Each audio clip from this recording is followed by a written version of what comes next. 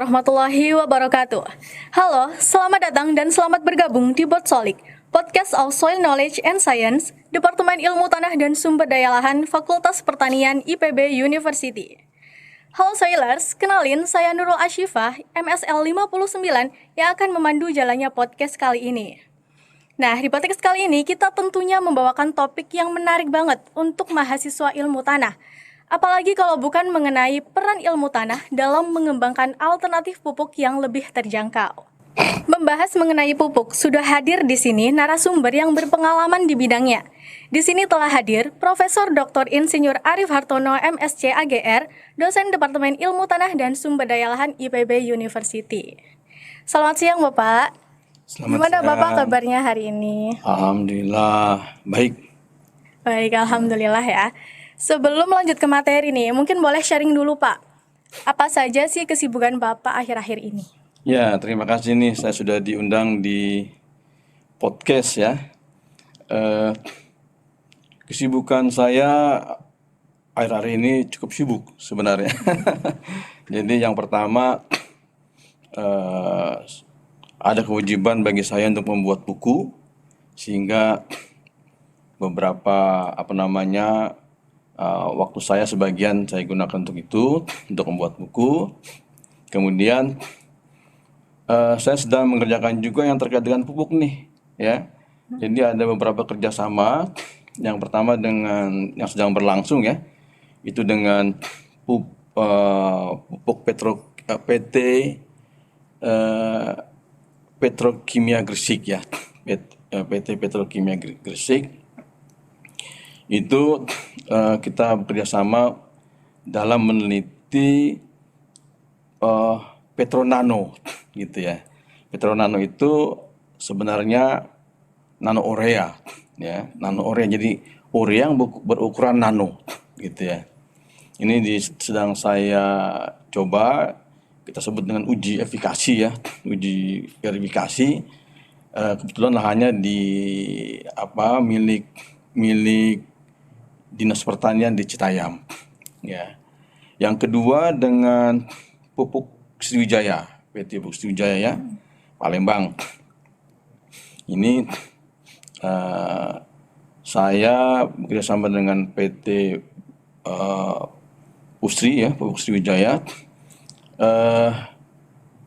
mengevaluasi penggunaan humic substance ya,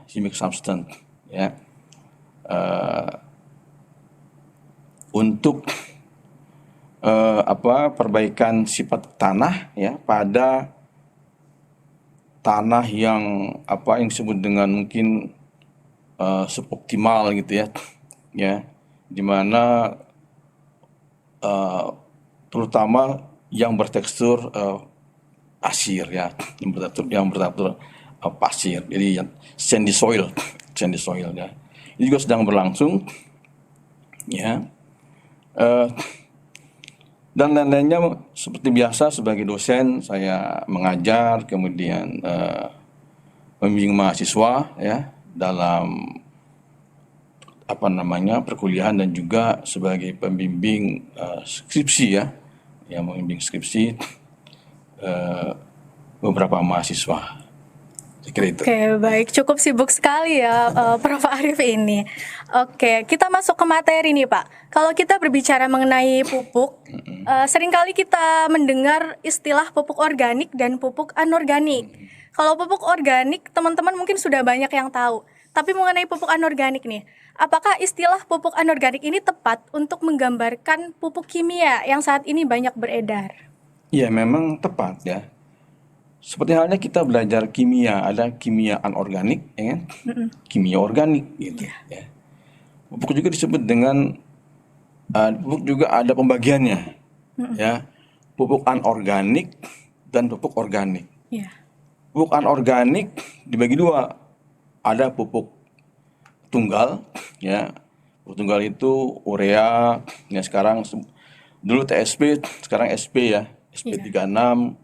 Kasel itu pupuk tunggal. Kemudian ada pupuk majemuk, NPK majemuk ya, pupuk anorganik NPK majemuk. Ya, jadi pupuk itu terdiri dari apa namanya satu atau lebih dari dua unsur, ya gitu. Jadi itu tepat, ya. Yang salah itu pupuk kimia, salah, ya. Jadi semua kimia anorganik dan kimia organik gitu. Kalau tanaman itu organik karena apa kita bicara tentang karbon kan, gitu. Jadi betul kalau pupuk organik itu apa namanya menggambarkan, tapi bukan menggambarkan pupuk kimia gitu ya. Ya, pupuk anorganik aja. Karena bahannya dari mana? Bahannya dari senyawa kimia gitu ya. Senyawa kimia misalnya bisa dari batuan-batuan yang bisa diambil mineralnya, kemudian diambil senyawanya, dan akhirnya bisa diambil unsurnya gitu ya. Misalnya batuan basaltik, kita ingin ngambil magnesiumnya ya. Atau pupuk yang dibuat dari apa namanya reaksi gitu ya. Urea dibuat dari apa? Dari campuran bukan campuran reaksi CO2 dan NH3. Ya, amonia dan karbon dioksida. Nanti dalam satu reaktor menghasilkan urea. Gitu ya. Nah, bahannya dari mana tuh? Biasanya pupuk dari gas apa namanya natural gas ya. Misalnya metan. Makanya pasokan metan itu penting tuh untuk pembuatan pupuk urea. Nah, kemudian pupuk SP36 dari mana bahannya? Dari batuan yang mengandung mineral apatit, gitu ya. KCl dari mana bahannya? Dari tambang KCl, ya. Jadi tambang itu makanya apa namanya ya kita Indonesia kekurangan tuh namanya pupuk P ya, dan pupuk kalium kurang karena kita tidak punya apa namanya tambangnya ya. Jadi kita kekurangan, makanya kita import ya, import seperti itu. Gitu saya kira. Oke. Lalu apa saja sih Pak keunggulan dan kekurangan dari pupuk kimia itu sendiri dibandingkan pupuk organik? Nah, kalau pupuk kimia memang dia terkonsentrasi pada unsur tertentu. Misalnya urea, N kan, dia mengandung 46% N. Ya. Tapi dia nggak mengandung kalsium, tidak mengandung magnesium, tidak mengandung kalium, tidak mengandung unsur semikro, ya. Gitu. Itu kekurangannya, ya. Nah, yang kedua, kalau dia diberikan dalam jumlah yang banyak kemudian dalam waktu yang lama, ya, misalnya urea, kemudian SP36, kemudian KCl. Kalau diberikan dalam waktu yang lama dan banyak akan mengakibatkan kemasaman tanah. Ya, ada yang bilang juga bisa mengakibatkan soil compaction atau kepadatan tanah, ya. Karena apa misalnya urea ada N64 sebelum jadi NO3 dia menjadi N64 dulu kan? Iya. Ini akan mengakibatkan soil dispersion gitu ya. Atau dispersi ya. Dispersi partikel tanah sehingga akan mengakibatkan compaction. Tapi itu dalam waktu yang lama ya. Ya. Penelitian tentang itu harus lebih dikonfirmasi lagi ya. Tapi ini isu ya, isu yang memang ada di latar belakangi teori ya gitu. Jadi itu kekurangannya ya, bisa menyebabkan kemasaman tanah dan bisa menyebabkan soil compaction ya, dan tidak meningkatkan yang penting ini bahan organik. Soil organic matter tidak meningkatkan bahan organik tanah, tidak meningkatkan bahan organik tanah ya gitu. Nah, kalau kompos gitu ya, selanjutnya berarti ya. Iya. Kompos itu memang kecil hara-haranya. Ya, misalnya nitrogen berapa? Cuma sekitar 0,1 sampai 1%. Kecil banget, ya. Kalau misalnya 1% berarti dia urea itu 45 kali lebih besar daripada kompos, ya, dalam N-nya, gitu ya. Begitu pula dengan P dan K, ya kecil-kecil, ya, tetapi lengkap, gitu. Lengkap ya, jadi ada N, P, K. Kalau kita analisis itu ya, nitrogen, fosfor, kalium, karbon basah, kalsium, magnesium, kalium, natrium, unsur-unsur mikro, ya, besi, zinc ya, atau Zn, Mn, Cu, lengkap dia. Dan dia bisa meningkatkan atau dia bisa memperbaiki sifat fisik tanah, ya. Kalau kita berikan bahan yang banyak, lama-lama tanah menjadi lebih sarang, ya. Terjadi proses granulasi, gitu ya. Proses granulasi, ya. Sehingga apa? Kalau proses granulasi meningkat, ya, maka meningkatkan pori-pori tanah, ya. Gitu. Ya. Ya, jadi meningkatkan agregasi tanah, gitu ya. Sehingga membuat tadi strukturnya menjadi struktur granul yang mengakibatkan pori-pori tanah meningkat sehingga memperbaiki misalnya retensi air, gitu ya. Gitu. Jadi dalam waktu panjang ya penggunaan pupuk organik, kompos itu akan sangat baik sekali, ya, dalam perbaikan sifat kimia, dalam perbaikan sifat fisik maupun kimia, gitu ya. Tapi tadi hara-haranya sedikit. Iya. Maka kalau memang diinginkan reaksi yang cepat, itu dikombinasikan dengan pupuk anorganik, Anorganik. gitu ya. Nah, pupuk anorganiknya dikurangi, gitu ya, dikurangi. Jadi bisa menjadi kombinasi yang menguntungkan bagi tanaman. Kira-kira itu, ya. Oke, baik. Akhir-akhir ini Pak, penggunaan pupuk organik ini makin menurun ya. Tapi penggunaan pupuk kimia ini malah lebih banyak digunakan oleh para petani. Sebenarnya seberapa penting sih Pak penggunaan pupuk kimia ini terhadap keberlangsungan pertanian? Ya, pupuk anorganik tetap penting ya, tetap penting gitu, tetap kita perlukan ya. Kenapa? Karena memang beberapa sentra-sentra pertanian lah kita sebut gitu ya, kekurangan tuh, ya. Nitrogennya kurang, nitrogen totalnya dalam angka di bawah batas sedang, ya, di bawah 2%. Organiknya ya, totalnya di bawah 0,2%. Salah, bukan 2%, 0,2% N-nya ya. Organiknya juga kurang tuh, 2%, ya. Ya, organiknya kurang dari 2%, N totalnya kurang dari 0,2%, dan di beberapa tempat seperti di Jawa, sebagian Jawa Barat ya, Lampung ya, Banten yang saya teliti ya. Itu banyak daerah-daerah yang masih mempunyai kadar P dan K yang rendah. Ya, rendah gitu. Maka mereka tanah tersebut butuh pupuk P dan K gitu ya. Itu jadi di beberapa tempat kita masih kekurangan ya. Terutama di daerah-daerah pertanian lahan kering ya. Kalau di lahan basah hampir sebagian besar terutama pupuk fosfor sudah dalam status hara yang tinggi ya. Tapi di lahan kering itu sangat memerlukan pupuk kimia ya. Tapi tadi saya bilang di dalam penggunaannya dia harus dikombinasikan dengan Pupuk organik pupuk juga. organik gitu. Jadi penting gitu ya, karena pupuk organik dalam waktu yang singkat belum bisa menyediakan hara yang diperlukan tanaman ya. Karena kadarnya yang kecil, rendah. Jadi kalau kita ingin mengganti pupuk kimia ya untuk satu dosis misalnya gitu ya, dosis pupuk, maka kita akan berikan banyak banget gitu ya, voluminous gitu ya. Jadi seperti itu ya. Jadi yang paling bagus adalah kombinasi pupuk anorganik dan pupuk organik gitu ya. Kira-kira gitu ya. Oke, berarti antara pupuk organik dan pupuk anorganik ini sama-sama penting ya teman-teman.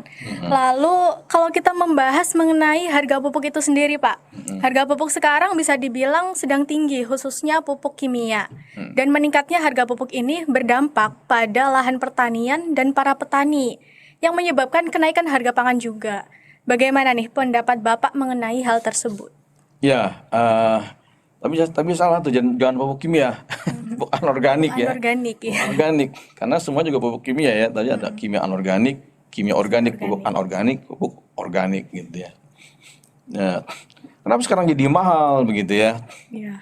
Tadi ya, untuk urea mungkin kita masih bisa produksi ya. Tapi karena sumber N-nya gampang, mudah di udara ya. Jadi sumber N-nya itu dari udara, gitu ya. Dari N2 di udara kita fiksasi dengan proses Haber-Bosch ya. Ya.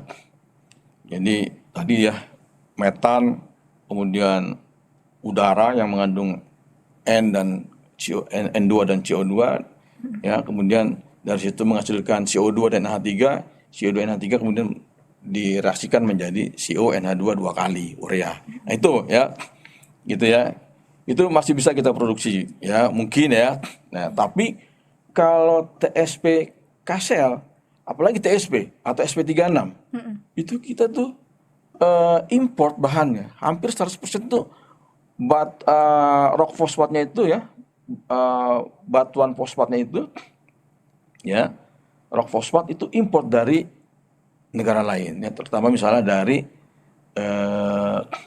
mungkin dari Rusia, dari Cina, dari Amerika gitu ya. Kita tuh import ya, hampir 100%. Jadi mahal jadinya kan. Atau KSL kita import dari mana? Yang saya tahu dari Belarusia. Sementara Belarusia dengan Rusia sekarang sedang perang, ya kan? Akibatnya pasokannya mungkin terganggu. Sehingga karena terganggu, tentu produksi di Indonesia juga akan terganggu, ya kan? Supply-nya jadi terganggu juga. Jadi ada kelangkaan, ya, ada kelangkaan bahan untuk membuat pupuk P dan K. Nah, pemerintah juga menurunkan kadar NPK, pupuk NPK yang tadinya 15 sekarang jadi apa? Ya untuk pupuk subsidi ya, 15, 10, 12, artinya apa? Dikurangi pupuk P-nya itu, yang P-nya itu ya, kadar P-nya dari 15% menjadi 10%. Kemudian K2O dari 15% menjadi 12%, dikurangi karena memang untuk penghematan juga. Gitu ya. Jadi memang itu yang menyebabkan pupuk menjadi mahal karena pasokan bahan untuk membuat SP36 dan KSL itu terganggu ya, tidak berjalan dengan lancar ya, karena kita memang bergantung pada negara-negara tersebut ya, Rusia, Belarusia. Jadi kita akibatnya jadi mahal ya, begitu ya. Oke, baik. Berarti bisa dibilang faktor utama yang menyebabkan mahalnya pupuk kimia ini adalah impor dari luar ya, Pak ya? Iya, untuk bahan SP36 dan KCL. KCL, oke. Baik, mengenai hal tersebut, bagaimana sih kebijakan dari pemerintah menghadapi kondisi yang seperti itu?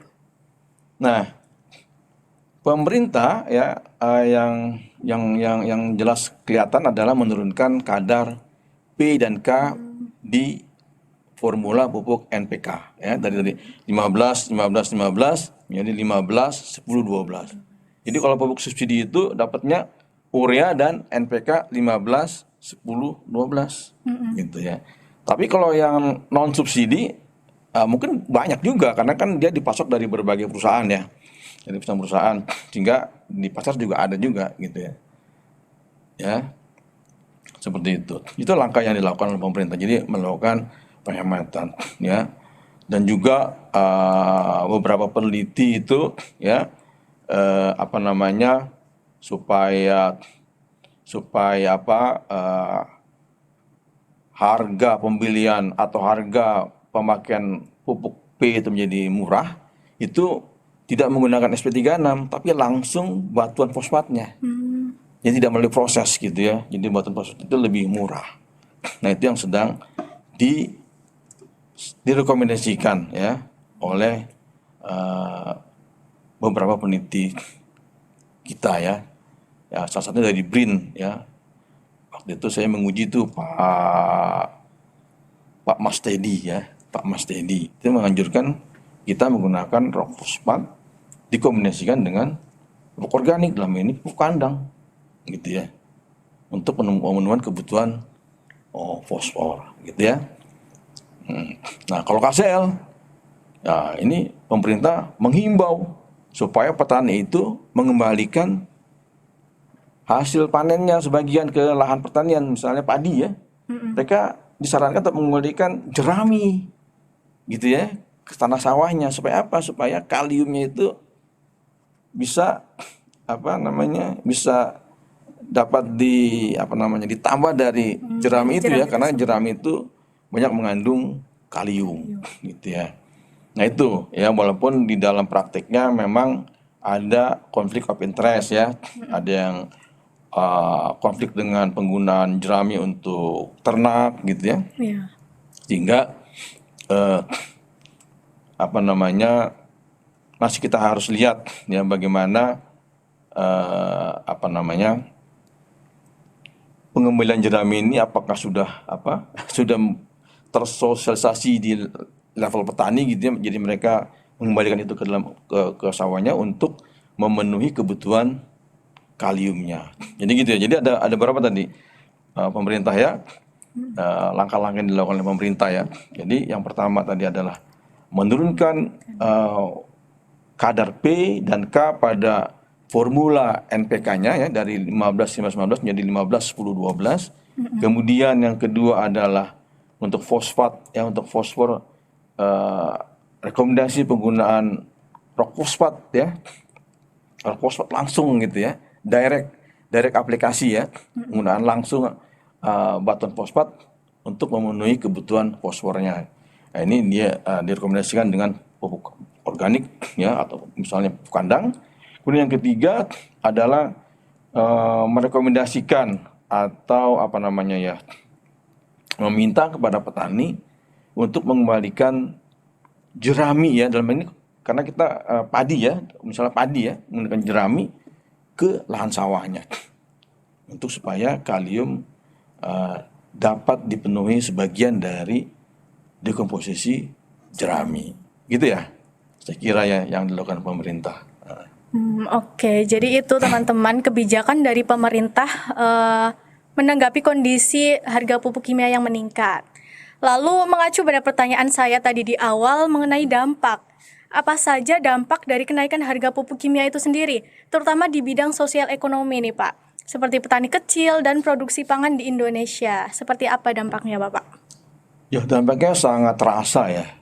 Misalnya pada saat saya di Blitar ya, pada itu saya sedang percobaan biosaka ya. Jadi saya juga tanya-tanya tuh, kenapa, bagaimana apa yang Bapak rasakan dalam dewasa ini ya, dengan kelangkaan pupuk. Ya mereka merasa pupuk itu mahal gitu. Kalau kelangkaan tergantung nih, kalau kelangkaan ya. Jadi kalau pupuk non subsidi ya, kayak misalnya urea non subsidi gitu ya, NPK non subsidi ini NPK yang 16 itu ya, bukan 15-12 ya, 16. Itu ada di pasaran ya, KCL juga ada, SP3 juga ada di pasaran, tapi harganya harga non subsidi gitu ya. Nah ini yang kadang-kadang mereka tidak terjangkau ya untuk membeli itu ya. Nah kalau di Jawa ya, dalam contohnya tadi di Blitar ya, masih kelangkaan itu masih belum terasa gitu. Ada di toko pertaniannya ya. Tapi saya nggak tahu kalau yang di luar Jawa. Tapi dulu waktu di NTB ya, saya pernah ketemu petani di NTB, di Lombok Tengah kalau nggak salah ya. Itu mereka terasa nggak ada. Bahkan barangnya juga nggak ada. Gitu, karena mungkin terkendala oleh proses distribusi pupuk ya. Jadi petani-petani yang tidak mendapatkan pupuk subsidi, mereka kesulitan mendapatkan pupuk non subsidi ya. Selain tadi harganya mahal, barangnya juga nggak ada, gitu ya. Ya, gitu. Itu di luar Jawa tuh, yang contohnya di NTB. Kalau yang kemarin di Blitar, mungkin distribusi pupuknya baik, ya, sehingga kelangkaannya nggak terasa, tapi harganya terasa, ya, mahal. Ya, misalnya sebagai contoh, urea non subsidi ya. Urea non subsidi ya, itu harganya 2.500 ya. 2.500. Nah, kalau urea subsidi, urea salah kebalik ya. Urea subsidi ya. Atau gini aja, NPK yang saya hafal ya. NPK 15 10 12 itu NPK subsidi ya. Iya. Harganya 2.500 tuh per kilo. Murah kan? 2.500. Tapi kalau yang non subsidi yang NPK 16 itu 16.500. Jauh sekali. Ya, gitu. Dan itu nggak semua petani bisa dapat pupuk subsidi. Mereka harus terdaftar di namanya dalam RDKK, rencana definitif rencana definitif rencana definitif kelompok tani lah, kira-kira gitu ya. Iya. Kayaknya saya lupa itu ya. Rencana definitif kelompok tani, gitu ya. Itu harus ada dalam RDKK. Kalau enggak, mereka nggak bisa beli karena petani yang terdaftar dalam RDKK dia dapat kartu untuk ngambil pupuk itu. Gitu. Jadi kalau petani yang nggak terdaftar dia nggak dapat, gitu ya. Jadi Anda harus tahu bahwa pupuk subsidi itu juga kurang, ya. Dari 100% RDKK yang terdaftar cuma 30% yang bisa dipenuhi, gitu. Jadi dibagi-bagi tuh. Akibatnya dosis pemupukan yang direkomendasikan oleh Kementan itu nggak terwujud, gitu, kurang, ya. Ininya jumlahnya kurang, dosisnya jadi kurang, gitu ya. Kelebihannya, kekurangannya, mereka beli lagi, membeli pupuk non subsidi. Nah itu yang terjadi di petani ya, gitu. Jadi yang serang terasa adalah harga pupuk mahal ya. Tapi kelangkaan ini tergantung wilayahnya, gitu ya. Kalau di Jawa mungkin belum terasa langka untuk non subsidi ya. Asal mereka tidak punya uang, kayaknya mereka bisa beli pupuk non subsidi jika kekurangan ya. Tapi kalau di luar Jawa, nah harga dan kelangkaannya sudah terasa, gitu ya. Karena distribusinya mungkin yang tidak baik di sana, gitu ya. Kan itu. Oke, baik. Membahas mengenai tadi Bapak sempat menyinggung mengenai kelangkaan pupuk. Pastinya kita sebagai generasi muda ini dan mahasiswa yang aktif di bidang pertanian melihat hal tersebut rasanya tergerak nih, ingin membuat alternatif dari pupuk kimia tersebut dengan harga yang terjangkau dan juga berdampak terhadap sosial ekonomi masyarakat. Nah, menurut Bapak, bagaimana ilmu tanah dapat membantu dalam pengembangan alternatif pupuk tersebut yang lebih terjangkau untuk para petani? Ya, saya kira mahasiswa ilmu tanah gitu ya. Ya, betul. Atau peneliti ilmu tanah gitu ya. Itu banyak sekali harusnya sumbangannya terhadap untuk mengatasi kelangkaan pupuk atau kekurangan pupuk gitu ya. Ya jadi gini, memang kalau pupuk anorganik ya, kita misalnya urea, TSP, Kasel itu kita tidak ada wewenang untuk membuat. Iya. Ya, yang kita bisa buat adalah pupuk organik. Gitu. Itu yang pertama ya. Jadi kita harus kembangkan tuh ya namanya pupuk organik dari apa saja ya, dari apa saja. Dulu waktu ada kedereka dengan Pak Baba, ya kami membuat pupuk organik yang terstandarisasi atau kompos yang terstandarisasi. Ingat kalian kan ya, waktu itu ada acara itu tujuannya supaya merangsang mahasiswa ya untuk aktif ya dalam kegiatan entrepreneur untuk membuat pupuk kompos gitu ya gitu. Karena banyak sekali kekurangan pupuknya itu, jadi bisa dipenuhi dari situ ya. Betul. Dipenuhi dari situ. Misalnya gini, diberitakan itu kita masih kurang 3 juta ton pupuk ya, walaupun sudah dipenuhi beberapa kekurangan, dananya itu sudah ditambah sehingga masih ada kekurangan 3 juta ton. Ada pernyataan seperti itu. Nah, 3 juta ton itu bisa kalian penuhi itu sebenarnya ya, dengan membuat pupuk organik ya. Jadi kalian bisa memulai dengan membuat pupuk organik ya. Ini mahasiswa nih ya, Ya. organik. Bahannya apa saja ya? Limbah, limbah organik lah ya. Limbah organik bisa dari limbah biomas jagung ya, tongkol jagung, limbah jerami ya, atau rumput-rumput yang ada di sekitar kampus kita gitu ya, gitu. Buat secara rutin gitu ya. Nah, nanti marketingnya gimana ya kita pikirkan lah, kalau kita pikirkan dalam marketingnya. Tapi itu yang harus kalian lakukan, harus kita lakukan gitu ya. Even di level petani harusnya seperti itu. Ya, harus seperti itu. Jadi bagaimana mengaktifkan ya, membuat inovasi gitu ya untuk membuat pupuk organik kompos yang terstandarisasi, yang bagus gitu ya, yang bagus ya, yang yang lulus uji mutu yang ditetapkan oleh Kementan, gitu ya, ya, gitu. Jadi itu.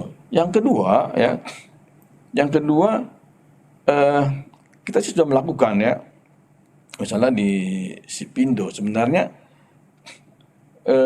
kita harus melakukan pemetaan hara, ya. Pemetaan hara itu penting tuh, ya. Itu sebenarnya sudah dilakukan oleh kami lewat Sipindo, ya. Kalau kalian mau download Sipindo itu ada tuh, ya. Peta hara, ya.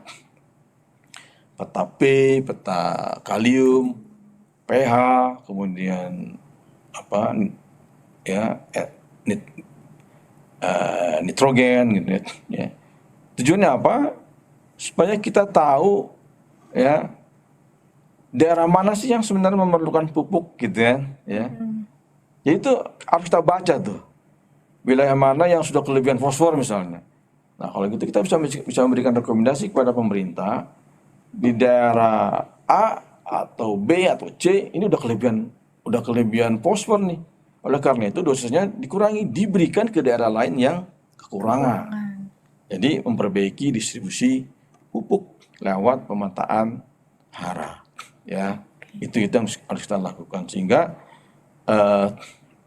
dari peta hara itu kita bisa membuat rekomendasi yang relatif presisi, ya, presisi gitu. Tidak lagi berdasarkan insting, ya kan? Ya, tidak lagi berdasarkan insting. Kalau petani itu kan insting, ya, walaupun juga ada dari PPL ya, tapi yang saya lihat antara petani A, petani B walaupun dekat beda tuh dosisnya gitu ya. Jadi mereka tidak terorganisasi gitu ya, tidak terorganisasi gitu ya. Sehingga bagaimana kita mensosialisasikan ini peta hara ini kepada level mungkin ke Dinas Pertanian, ke PPL ya, sehingga petani itu bisa melakukan bisa tahu kondisi tanahnya ya, sehingga di dalam melakukan pemupukan relatif terukur gitu ya. Distribusi pupuknya bisa merata ya Pak ya. Distribusinya bisa merata ya, karena kita tahu mana daerah yang kelebihan pupuk, yang kelebihan hara gitu ya. Nah, ini yang harus kita berikan sedikit aja gitu ya. Sedikit aja atau misalnya 50%-nya aja ya. Selebihnya diberikan ke daerah-daerah yang kekurangan. Gitu. Jadi informasi spasial ya, hara ya, kemudian usaha kita untuk membuat organik yang massal gitu ya. Itu sebenarnya menjadi jalan ya untuk mengurangi atau untuk menutupi kekurangan pupuk. Ada lagi misalnya yang sedang berkembang sekarang. Sebenarnya teknologi itu udah lama banget ya. Tahun 95 saya belajar tuh tentang biochar. Ya, biochar namanya ya. Tapi sekarang sedang berkembang tuh. Ya, biochar karena untuk memperbaiki sifat tanah gitu ya. Ya, dengan biochar tersebut yang dengan biochar pori-pori tanah akan meningkat tuh, karena dia biochar bisa meningkatkan pori-pori. Pori-porinya bisa lebih besar karena dipanaskan secara pirolisis gitu ya. Itu bisa menjadi habitat untuk mikroorganisme, bisa untuk meretensi hara-hara sehingga tidak terjadi pencucian. Itu saya kira yang harus kita kembangkan tadi apa tadi ya, membuat peta hara ya, untuk memperbaiki distribusi hara, kemudian pupuk organik ya, dan termasuk di dalamnya adalah pembuatan atau sosialisasi tentang biochar gitu ya, Oke. biochar gitu ya, kira-kira gitu. Oke, baik. Mungkin bisa menjadi inspirasi nih buat teman-teman semua untuk mencari alternatif dari pupuk kimia. Lalu, untuk mewujudkan hal tersebut nih Pak, dari 3 alternatif tadi, pasti akan ada tantangan yang akan kita hadapi. Kira-kira apa aja sih Pak tantangan yang akan kita hadapi dalam menerapkan alternatif pupuk tadi, yang mana petani saat ini mungkin lebih banyak menggunakan pupuk kimia? Iya,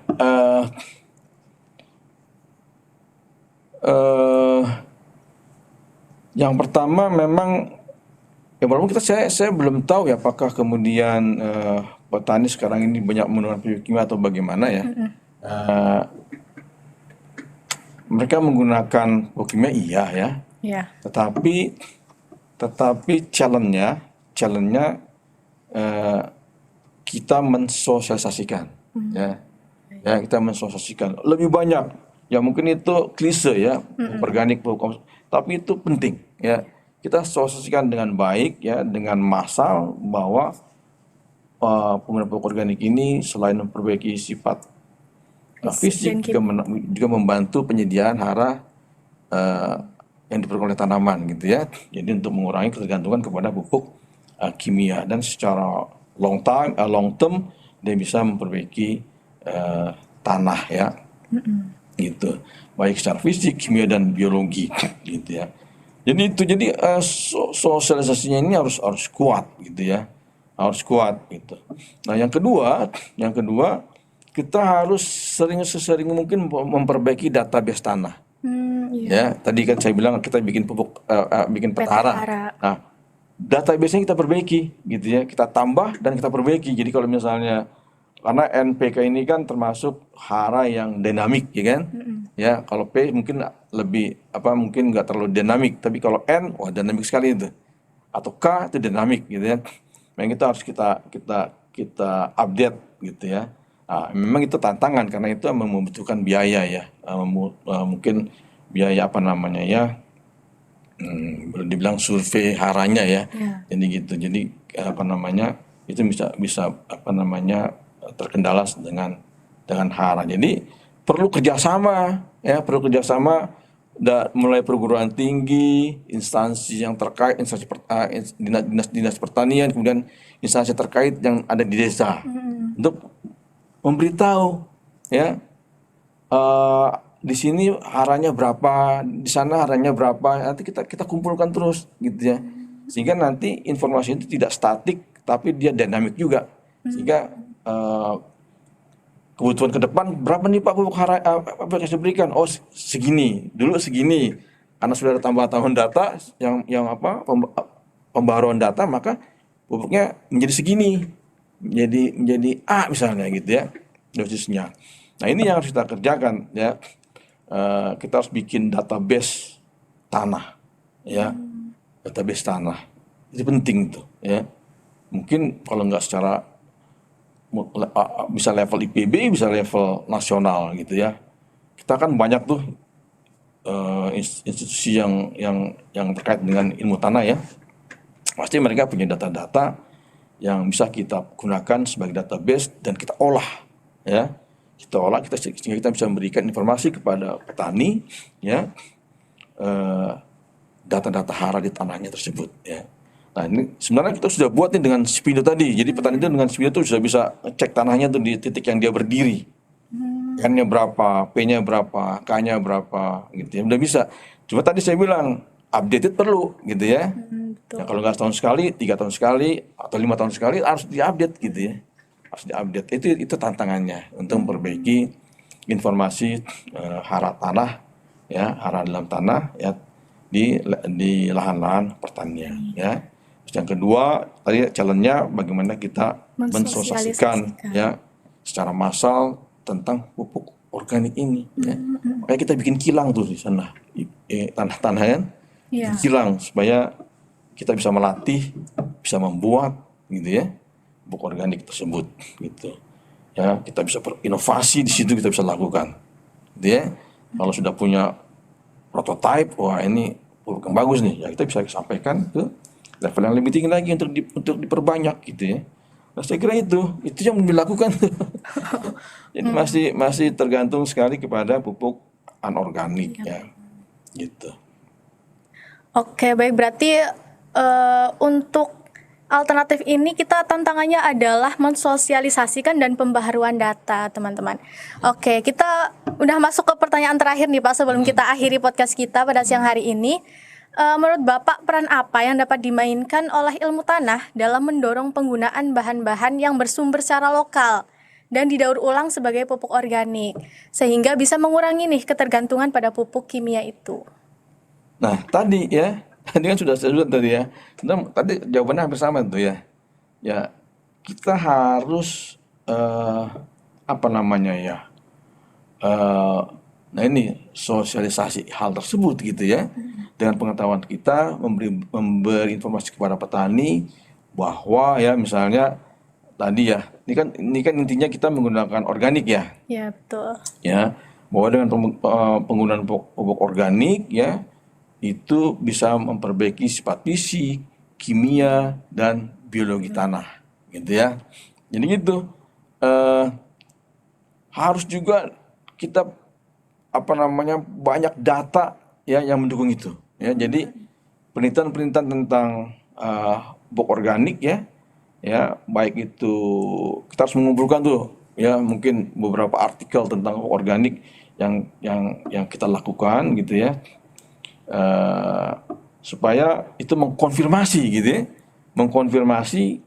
bahwa pentingnya kita menginkorporasi bahan organik ke dalam tanah gitu ya, karena penting, sangat satu penting sekali ya kalau misalnya tanah itu mempunyai bahan organik yang tinggi, maka dia pasti akan mempunyai ya KTK yang tinggi ya. Artinya bahan organik ini membantu meningkatkan kapasitas tukar kation, meningkatkan nilai KTK tanah ya. Kedua, ya karena KTK tinggi, dia menjadi storage untuk hara-hara ya. Kita bisa nempel di situ ya. Gitu. Ya. Kemudian yang ketiga, sebagai sumber energi bagi mikroorganisme, sehingga artinya nanti mikroorganisme akan semakin banyak di dalam tanah. Ya, itu ya. Jadi proses biokimia menjadi lebih baik, proses nitrifikasi menjadi lebih baik gitu ya, sehingga tanah itu menjadi sehat gitu ya, menjadi subur, sehat gitu ya, karena fungsi fisik, kimia dan biologinya menjadi lebih baik gitu ya.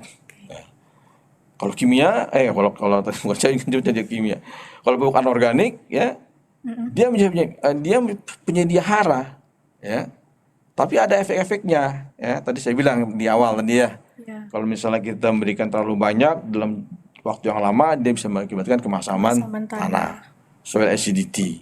Kemudian yang kedua, bisa juga menyebabkan soil compaction gitu ya.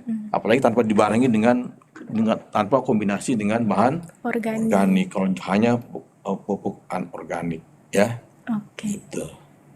Ya, saya kira itu. Oke, baik. Sangat menarik sekali materi kita pada podcast kali ini. Membuat kita lebih bersemangat lagi nih dalam meningkatkan kontribusi kita khususnya di bidang pertanian. Baik, kami ucapkan terima kasih banyak kepada Prof. Arief atas kesediaannya untuk berbagi wawasan dan pengalamannya kepada kita semua. Semoga bisa bermanfaat untuk teman-teman semua dan tentunya bisa meningkatkan semangat kita semua untuk menjadi agen perubahan. Oke teman-teman, itu dia podcast Podsolik kali ini. Semoga bisa memberikan wawasan baru untuk teman-teman semua. Dan jangan lupa untuk terus menonton Podsolik. Pertanian hebat, ilmu tanah kuat, lingkungan bersahabat, Indonesia bermartabat, Viva Soil, Soil Solid. Saya Nurul Ashifa, MSL 59 pamit undur diri. Sampai jumpa di Podsolik selanjutnya. Wassalamualaikum warahmatullahi wabarakatuh. Waalaikumsalam.